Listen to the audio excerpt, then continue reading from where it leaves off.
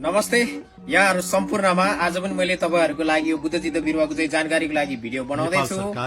धेरै जनाले एकदमै धेरै चाहिँ मलाई दिनमा सोधिरहने क्वेशन भनेको चाहिँ हजुरको लोकेसन कता, नर्सरी कता, कुन ठाउँ भनेर सोधिरहनुहुन्छ।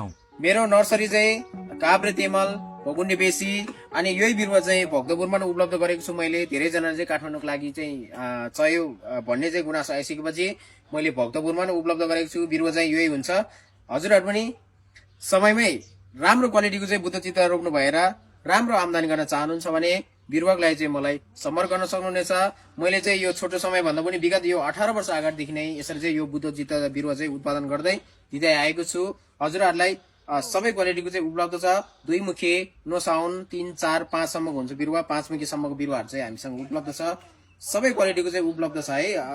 हजुरहरुले सम्पर्कको लागि चाहिँ मेरो भिडियोको स्क्रिनमा चाहिँ नम्बर मैले छोडेको छु। व्हाट्सएप नम्बर र फोन नम्बर एउटै छ।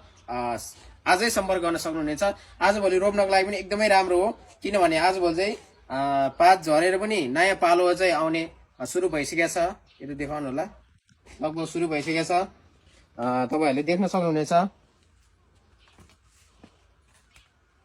यसरी चाहिँ पलाउन सुरु भइसकेको छ।